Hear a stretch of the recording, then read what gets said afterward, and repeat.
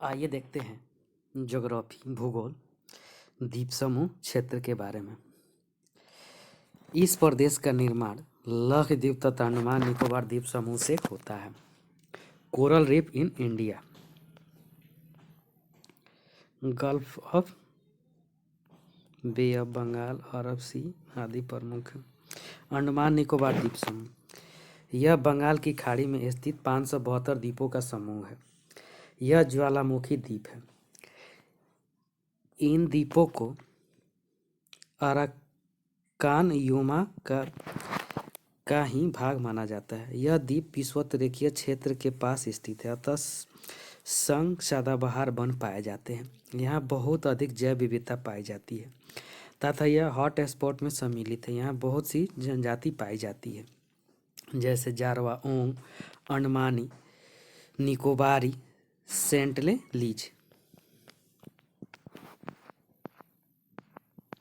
लक्षद्वीप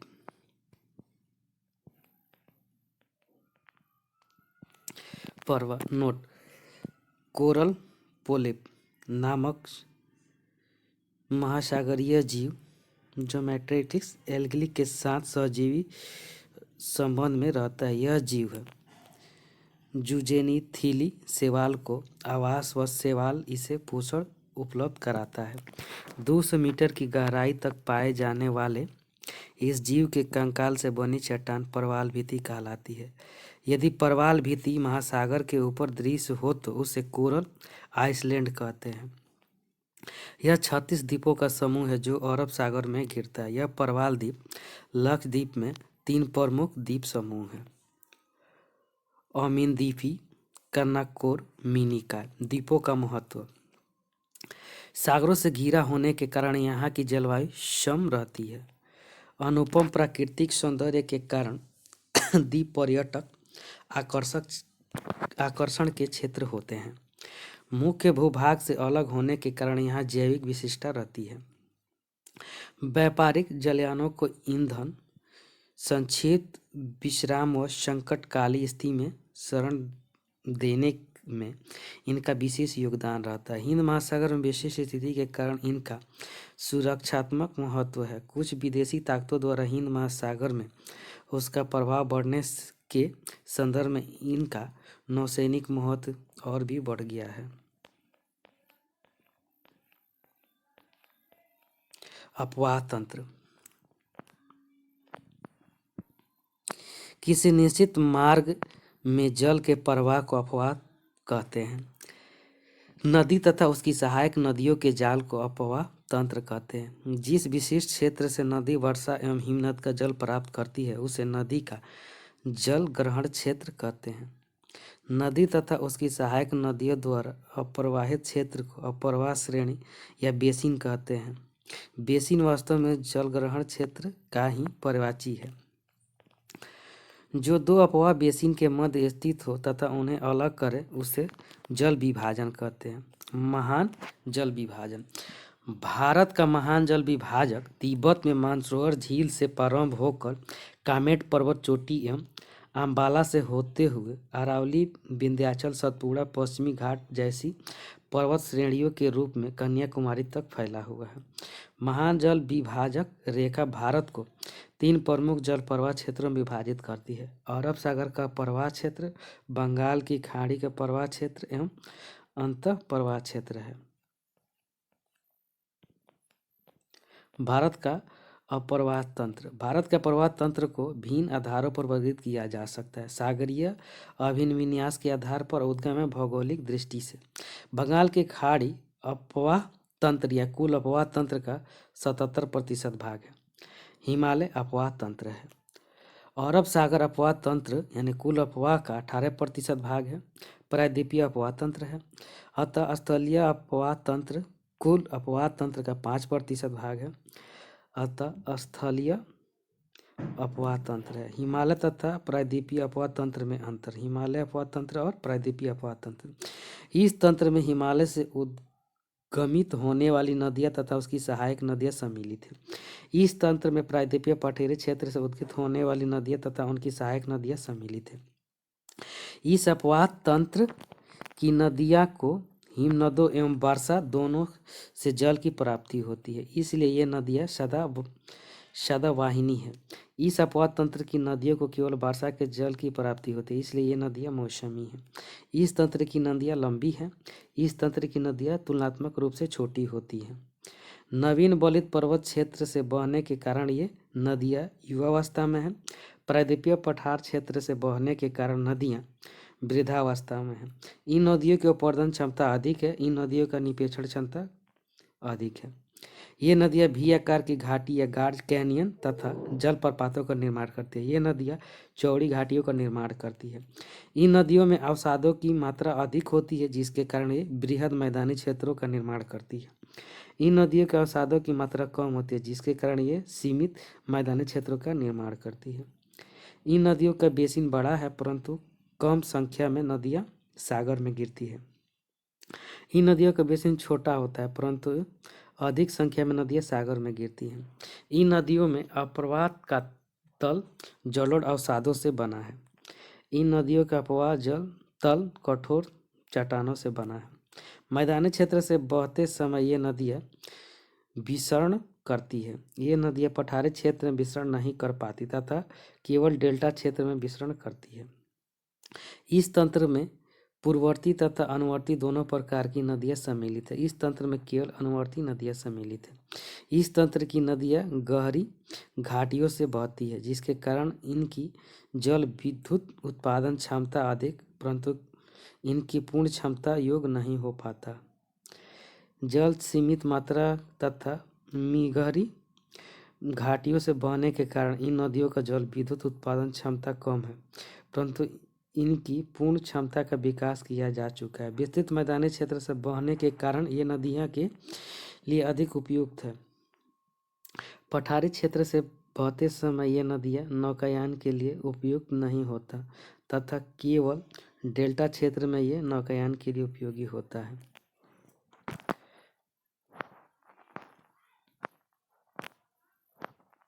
हिमालय अपवाद तंत्र।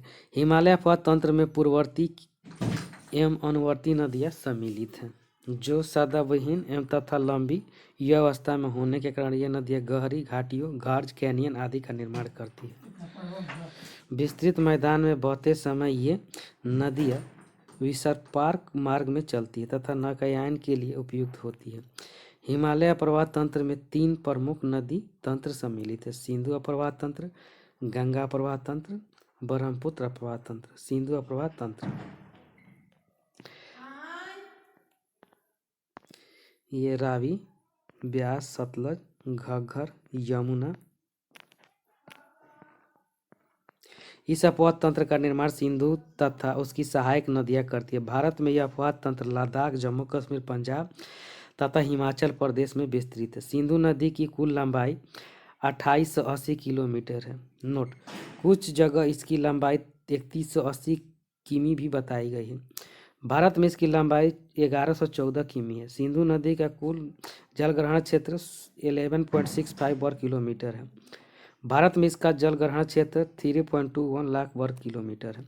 सिंधु नदी का उद्गम तिब्बत में मानसरोवर झील के पास कैलाश पर्वतीय क्षेत्र के बोखरचू के पास स्थित हिमनद से होता है। तिब्बत में सिंधु नदी को सिंगी या खम्बान नाम से जाना जाता है। दमचोक नामक स्थान से यह नदी भारत में प्रवेश करती है। लद्दाख की राजधानी लेह इसी नदी के किनारे स्थित है। सिंधु नदी लद्दाख की राजधानी लेह इसी नदी के किनारे स्थित है। सिंधु नदी लद्दाख एवं जास्कर श्रेणी के से बहती हुई चिलाह नामक स्थान के पास पाकिस्तान में प्रवेश करती है। यह नदी नंगा पर्वत के पास बोर्जी घाट का निर्माण करती है तथा पाकिस्तान में अटक नामक स्थान से मैदानी भाग में प्रवेश करती है। सिंधु नदी की दाईं ओर प्रमुख सहायक नदियाँ सोयोग, हुंग्या, गिलगिट, स्वात, काबुल, गोमल तथा बाएं ओर की प्रमुख सहायक नदियाँ झेलम, चिनाब, रावी, ब्यास, सतलज, पंचनद एवं जास्कर द्रास और पंचनद पाकिस्तान में मीठानकोट नामक स्थान के पास सिंधु नदी में मिलती है तथा सिंधु नदी कराची के पास डेल्टा बनाते हुए अरब सागर में गिरती है। सिंधु नदी की प्रमुख सहायक नदियाँ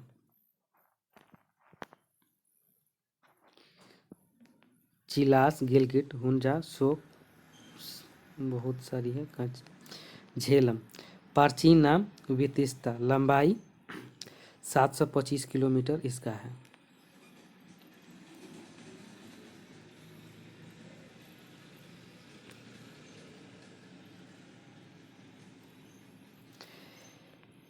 इस नदी का उद्गम जम्मू कश्मीर राज्य में पीर पंजाल पर्वत श्रेणी के पदन क्षेत्र में स्थित बेरीनाग झरने से होता है। यह नदी बुल्लर झील का निर्माण करती है, जो भारत की सबसे मीठे पानी की झील है। श्रीनगर इसी नदी किनारे स्थित है। झेलम नदी की प्रमुख सहायक नदी किशनगंगा, नीलम और कश्मीर में अनंतनाग से बारामूला तक झेलम नदी नौकायांग में है। यह नदी पाकिस्तान में पंजाब के झंग जिले में चिनाब नदी से मिल जाती है। झेलम नदी भारत पाकिस्तान सीमा क्षेत्र से बहती है। इस नदी पर तुलबुल नामक नौवहन परियोजना प्रस्तावित है। चिनाब, यह प्राचीन नाम आस्कनी, लंबाई 1180 किलोमीटर है या 960 किलोमीटर। इस नदी का उद्गम स्थान हिमाचल प्रदेश में बारालुच्चा दर्रे के नज़दीक से निकलने वाली चंद्र तथा भागा धाराओं के मिलने से होता है। चंद्र तथा भागा नदियाँ हिमाचल प्रदेश के लाहौल स्थित जिले के टंडी नामक स्थान पर मिलती है। यह नदी हिमाचल प्रदेश तथा जम्मू कश्मीर राज्यों से होते हुए पाकिस्तान में जाकर मिठानकोट नामक स्थान पर सिंधु नदी से मिलती है तथा झेलम, रावी, सतलज नदियाँ पाकिस्तान से चिनाब नदी से मिलती है। चिनाब नदी सिंधु नदी की सबसे बड़ी सहायक नदी है। जम्मू कश्मीर राज्य में चिनाब नदी पर दुलहस्ती, सलाल और बगलिहार परियोजना स्थित है। रावी नदी प्राचीन नाम पुरुषणी या इरावती, इसकी लंबाई 725 किलोमीटर है। ये रहा। इस नदी का उद्गम हिमाचल प्रदेश के रोहतांग दर्रे के समीप कांगड़ा जिले के बारा भांगला गांव से होता है। यह नदी चंबा घाटी से होकर गुजरती है। हिमाचल प्रदेश, जम्मू कश्मीर, पंजाब राज्यों होते हुए यह नदी भारत पाकिस्तान के सीमा क्षेत्र से बहते हुए पाकिस्तान पंजाब के झंग में जिले में अहमदनगरपुर सियाल शहर के निकट चिनाब नदी से मिलती है। पाकिस्तान का लाहौर शहर रावी नदी के किनारे स्थित है। हिमाचल प्रदेश में इस नदी पर चमेरा बांध स्थित है तथा पंजाब में इस नदी पर थीन या रंजीत सागर बांध स्थित है। पंजाब में रावी नदी और शाहपुर कंडी परियोजना का भी विकास किया जा रहा है। ब्यास नदी प्राचीन नाम बिपाशा, लंबाई 470 किलोमीटर, यह है बिपाशा। इस नदी का उद्गम हिमाचल प्रदेश में रोहतांग दर्रे के समीप ब्यास कुंड से होता है। यह नदी कुल्लू घाटी से होकर गुजरती है। यह नदी पंजाब के हरिकेन नामक स्थान पर सतलज नदी से मिलती है। हिमाचल प्रदेश के कांगड़ा जिले में इस नदी पर पोंग बांध स्थित है, जिससे महाराणा प्रताप सागर बांध जलाशय का निर्माण होता है। सतलज नदी प्राचीन नाम सतुद्री, लंबाई 1450 किलोमीटर, ये रहा सतलज नदी।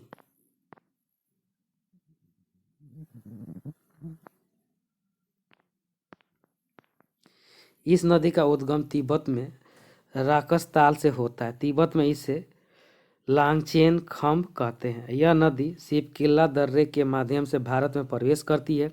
हिमाचल प्रदेश में सतलज की प्रमुख सहायक नदी स्थित है तथा नापता झाकड़ी बांध इसी पर स्थित है। पंजाब तथा हिमाचल प्रदेश के सीमा क्षेत्र में इस नदी का भाखड़ा हिमाचल प्रदेश नांगल पंजाब बांध भाखड़ा से हिमाचल प्रदेश में गोविंद सागर जलाशय का निर्माण होता है। पंजाब में हरिकेन नामक स्थान पर ब्यास नदी सतलज नदी से मिलती है तथा इंदिरा गांधी नहर का उद्गम होता है। पंजाब के लुधियाना तथा फिरोजपुर शहर इसी नदी के किनारे अवस्थित है। सतलज नदी भारत पाकिस्तान सीमा क्षेत्र में बहती है तथा पाकिस्तान के पंजाब राज्य में बहावलपुर जिले में ऊंच शरीफ शहर के समीप सतलज नदी चिनाब नदी से मिलती है। सतलज नदी पंचनद में से सबसे लंबी नदी है। भारत में इसकी लंबाई 1050 किलोमीटर है। गंगा प्रवाह तंत्र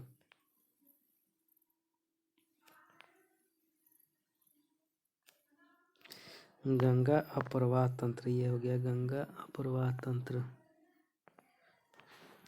इस अपवाह तंत्र का निर्माण गंगा तथा उसकी सहायक नदियां करती है। यह भारत का सबसे बड़ा प्रवाह तंत्र है जो भारत के लगभग 25% क्षेत्रफल में फैला हुआ है।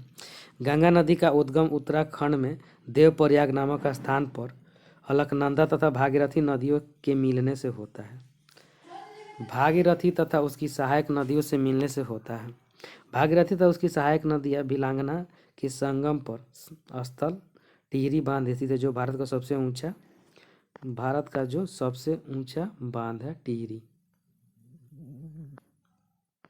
नेक्स्ट, गंगा नदी हरिद्वार के मैदानी क्षेत्र में प्रवेश करती है।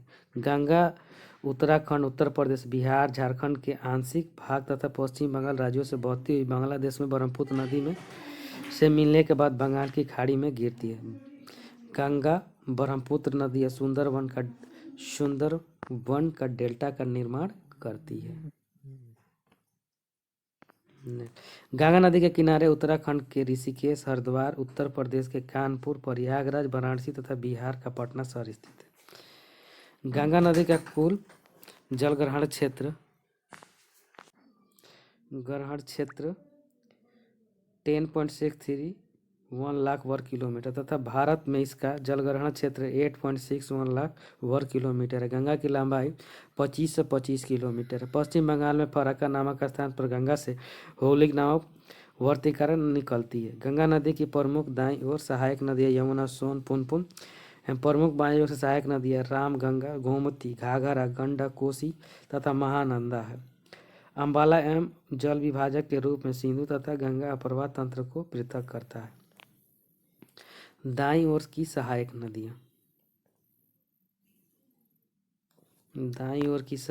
नदियाँ यमुना, चंबल, बेतवा, केन, इधर से हो गया सोन, रिहन, उत्तर कोयल। नेक्स्ट, यमुना लंबाई 1376 किलोमीटर।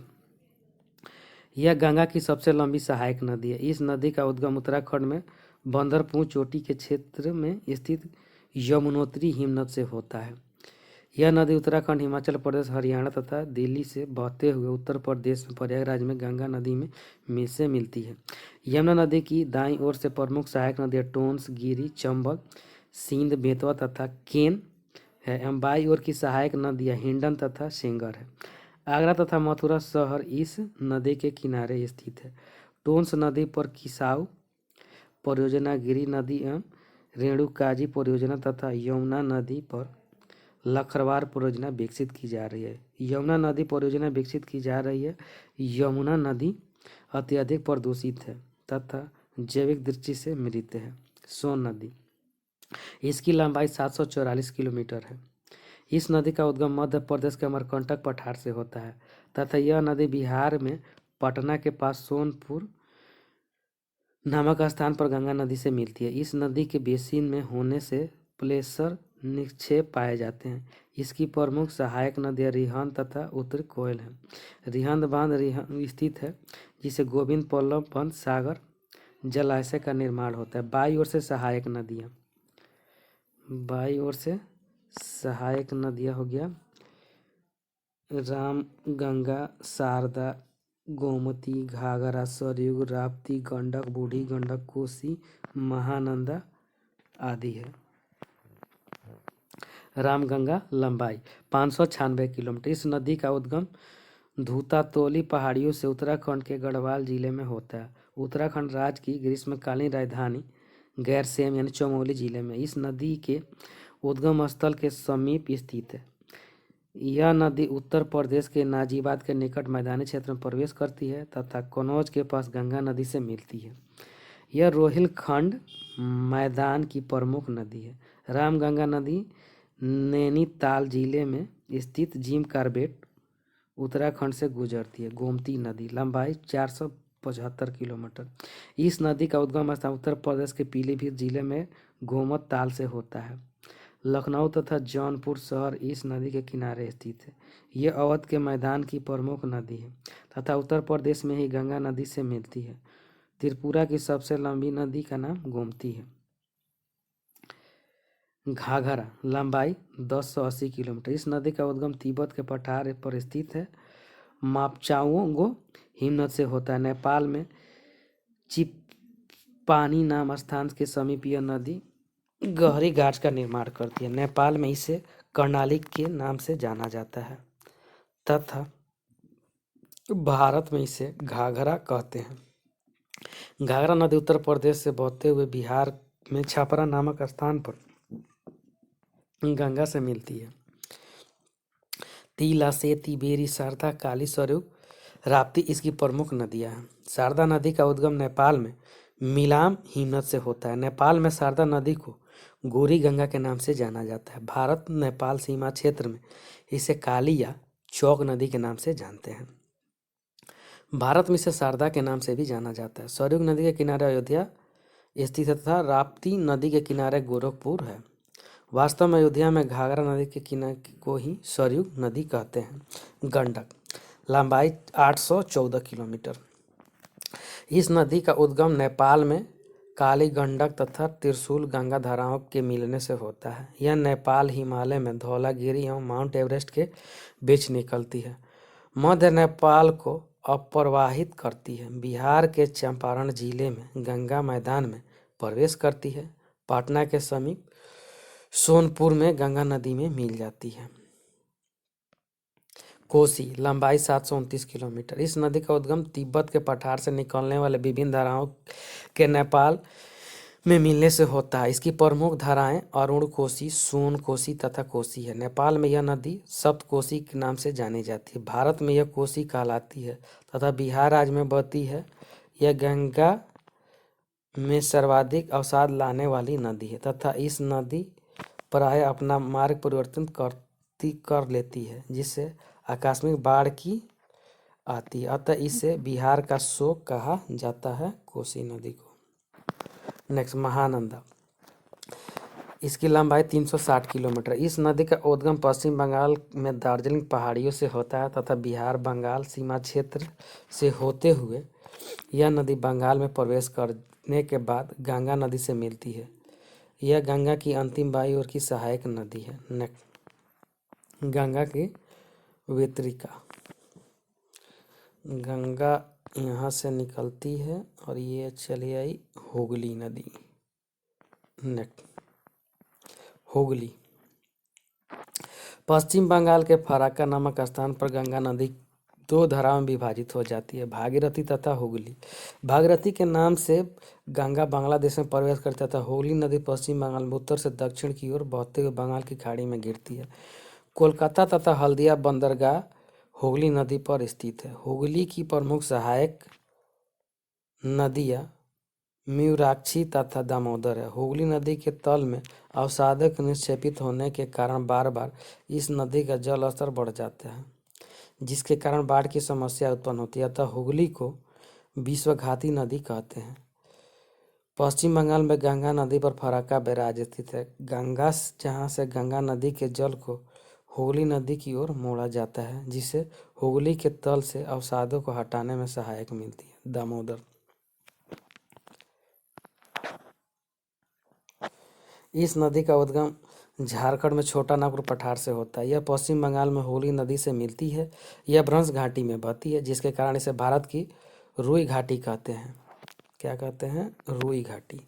दामोदर नदी के कारण पहले बंगाल में बाढ़ आती थी, जिसके कारण इसे बंगाल का शोक कहा जाता था।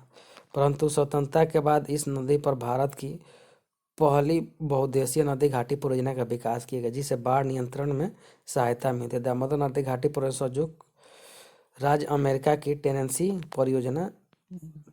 परियोजना पर आधारित है। नेक्स्ट, कोनार, मैथन तथा पंचेत दामोदर नदी घाट परियोजना के अंतर्गत विकसित किए गए कुछ बांध हैं। बराकर तथा कोनार बोकारो दामोदर की प्रमुख सहायक नदी है। बोकारो में झारखंड, दुर्गापुर पश्चिम बंगाल में, आसनसोल पश्चिम बंगाल में दामोदर नदी के किनारे स्थित प्रमुख शहर दामोदर एवं अत्यधिक प्रदूषित नदी जैविक दृष्टि से मृत है। ब्रह्मपुत्र अप्रवाह तंत्र।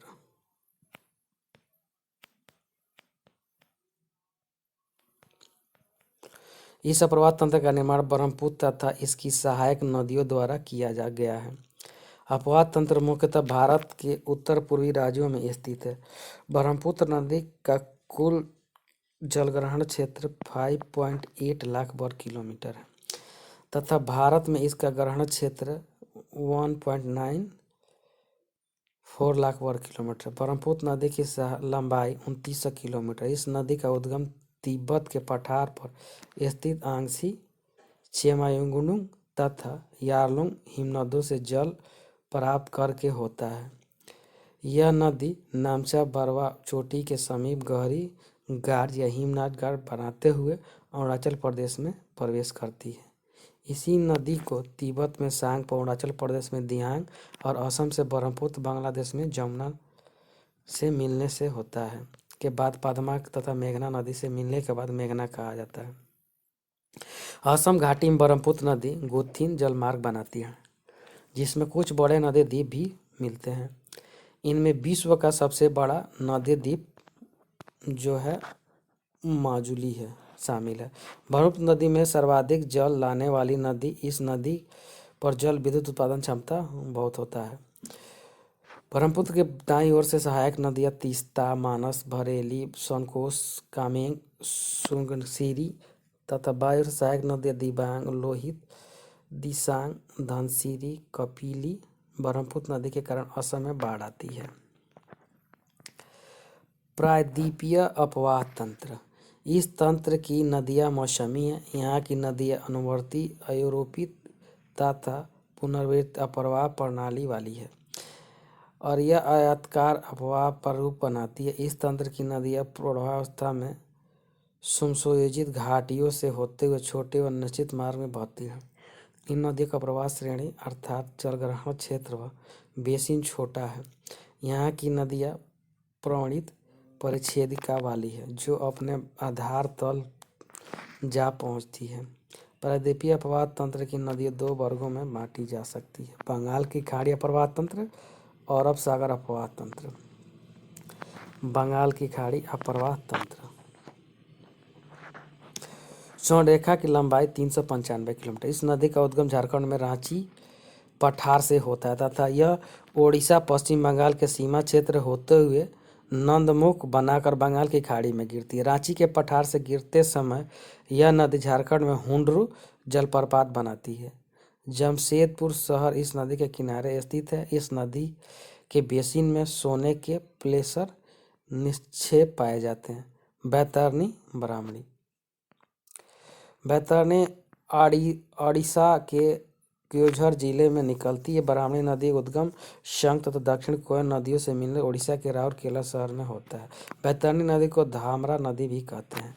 बैतरनी तथा ब्राह्मणी सम्मिलित रूप से डेल्टा बनाती है। इनके डेल्टा क्षेत्र में भीतरकनिका मैंग्रोव स्थित है। बैतरनी नदी को गरुड़ पुराण के अनुसार नरक लोक की नदी माना गया है। महानदी। लंबाई 858 किलोमीटर। इस नदी का उद्गम छत्तीसगढ़ के रायपुर जिले में स्थित है। सिहावा पहाड़ियों से होता हुआ तथा यह नदी ओडिशा में डेल्टा बनाते हुए पश्चिम बंगाल की खाड़ी में गिरती है। इस नदी के डेल्टा क्षेत्र में ओडिशा के कटक, पुरी तथा भुवनेश्वर शहर राष्ट्रीय राजमार्ग 5 स्थित है। यह नदी छत्तीसगढ़ के कटोरे के आकार का बेसिन बनाती है अतः छत्तीसगढ़ को भारत का चावल का कटोरा भी कहते हैं। ओडिशा में इस नदी पर हीराकुंड बांध स्थित है जो भारत का सबसे लंबा बांध है। इसकी दाईं ओर प्रमुख सहायक नदियाँ तेल, ओंग तथा बाईं ओर की सहायक नदियाँ ईबमंद, हसदो, सोयनाथ है। गोदावरी नदी। लंबाई 1465 किलोमीटर। यह भारत की दूसरी लंबी नदी है तथा यह भारत में दूसरे सबसे बड़ा प्रवाह तंत्र निर्माण करती है। दक्षिण गंगा या बृहद गंगा भी कहते हैं। इन नदी का उद्गम पश्चिमी घाट की कलसुआबाई चोटी क्षेत्र में स्थित त्रियंबकम पठार से महाराष्ट्र के नासिक जिले में होता है। यह नदी तेलंगाना, आंध्र प्रदेश, यमन, पुडुचेरी होते हुए डेल्टा बनाते हुए पश्चिम बंगाल की खाड़ी में गिरती है। धवलेश्वरम में यह नदी को दो शाखाओं में बंट जाती है: गौतमी उत्तरी शाखा तथा विशिष्ट दक्षिणी शाखा। आंध्र प्रदेश में इस नदी को पोलावरम बांध स्थित है। गोदावरी की बाईं ओर की सहायक नदियाँ प्राणहिता यानी पीनगंगा, वर्धा, वेनगंगा, इंद्रावती तथा सबरी है। सहायक नदी सेलेरू जिसे मचकुंड नदी भी कहते हैं। सेलूरू नदी पर ओडिशा में बालीमेला परियोजना स्थित है। ओडिशा आंध्र प्रदेश सीमा क्षेत्र में दुधमा जलप्रपात स्थित है। इंद्रावती नदी पर छत्तीसगढ़ में चित्रकूट जलप्रपात स्थित है। गोदावरी की दाईं ओर से प्रमुख सहायक नदियाँ परवार तथा मंजरा है। मंजरा नदी पर तेलंगाना में निजाम सागर बांध स्थित है। कृष्णा नदी लंबाई 1400 किलोमीटर। इस नदी का उद्गम पश्चिम घाट की महाबलेश्वर चोटी से महाराष्ट्र राज्य में होता है। यह नदी कर्नाटक, तेलंगाना, उत्तर आंध्र प्रदेश में डेल्टा बनाते हुए पश्चिम बंगाल में गिर जाती है। कर्नाटक में कृष्णा नदी पर अलमाटी बांध, तेलंगाना में नागार्जुन सागर बांध और कृष्णा नदी की बाईं ओर की सहायक नदियाँ भीमा, मूसी तथा दाएं की ओर सहायक नदियाँ कोयना, घाट परवा, मालपरवा, तुम्भघरा मूसी नदी के किनारे हैदराबाद शहर तथा निजाम सागर झील स्थित है। कोयना नदी पर महाराष्ट्र में शिवाजी सागर बांध स्थित तथा तुम्भद्रा नदी पर कर्नाटक में तुम्भद्रा बांध स्थित है। पेन्नोरी या पेन्नार नदी, इस नदी का उद्गम कर्नाटक के कोलार जिले में स्थित नंदी दुर्ग पहाड़ी से होता है। यह नदी आंध्र प्रदेश के चित्तूर, नेल्लोर जिले से गुजरती है तथा डेल्टा बनाने में पश्चात बंगाल की खाड़ी में गिरती है। यह नदी आंध्र प्रदेश के रायसीना क्षेत्र से बहती है। पापागनी तथा चित्रावती इसकी प्रमुख सहायक नदी है। कावेरी लंबाई 805 किलोमीटर। इस नदी का उद्गम कर्नाटक में पश्चिम घाट की ब्रह्मगिरी गिरी पहाड़ियों से होता है तथा यह तमिलनाडु में डेल्टा बनाते हुए बंगाल की खाड़ी में गिरती है। इस नदी को दक्षिण भारत की गंगा भी कहते हैं। इस नदी की बाईं ओर की प्रमुख सहायक नदियाँ हेमावती, सिमसा और कावी तथा दाईं ओर की प्रमुख सहायक नदियाँ लक्ष्मण तीर्थ, कंबानी, भवानी, नोएल, अमरावती है। यह नदी 3 बार 2 धाराओं में विभक्त होती है, पुनः मिल जाती है। 2 धाराओं को मध्य द्वीपों द्वारा निर्माण होता है, जैसे श्रीरंगपट्टनम द्वीप कर्नाटक में है, शिव समुद्र द्वीप कर्नाटक में तथा श्रीरंगपट्टनम द्वीप तमिलनाडु में। इस नदी पर कर्नाटक में शिव समुद्र जलप्रपात तथा तमिलनाडु में होगेनकल जलप्रपात स्थित है। इस नदी पर कर्नाटक में रामकृष्ण राज सागर बांध है, तमिलनाडु मैटूर बांध है। मैटूर बांध से स्टैनली जलाशय का निर्माण होता है। कावेरी नदी दक्षिण पश्चिम तथा उत्तर पूर्वी मानसून पवनों से वर्षा प्राप्त करती है, इसलिए यह सदाबहार नदी है। कावेरी नदी तिरुचिल्ला में पूर्व 2 धाराओं में बट जाती है, कोलेरू उत्तरी धारा, कावेरी दक्षिणी धारा। इन नदी का डेल्टा चावल की खेती के लिए विख्यात है। पुडुचेरी के कराईकाल जिला कावेरी के डेल्टा क्षेत्र में स्थित है। बेगई नदी, यह नदी तमिलनाडु में पसनाद पहाड़ी से निकलकर पाक की खाड़ी में गिरती है। इस नदी के किनारे मदुरई शहर स्थित है। ताम्रपणी नदी अगस्त्य मलाई पहाड़ी से निकलकर तमिलनाडु में बहती है तथा मन्नार की खाड़ी में गिरती है। अरब सागर का अप्रवाह तंत्र लूनी लंबाई 495 किलोमीटर। इस नदी का उद्गम अजमेर में नाग पहाड़ियों से होता है तथा गुजरात में कच्छ के रण तक जाती है। यह पश्चिमी राजस्थान की सबसे प्रमुख नदी है। उद्गम स्थल से लेकर बाड़मेर के बातोलरा तथा इस नदी की जल मीठा तथा उसके पश्चात इस नदी का जल खारा हो जाता है। इसकी बाईं ओर की प्रमुख सहायक नदियाँ सुकड़ी, बाढ़ी, खारी, चवाई, सांगी, मिट्टी, लिल्डी, गुहिया तथा इन सब एकमात्र दाईं ओर से सहायक नदी जोड़ती है। साबरमती, इस नदी का उद्गम उदयपुर में अरावली पर्वत से होता है।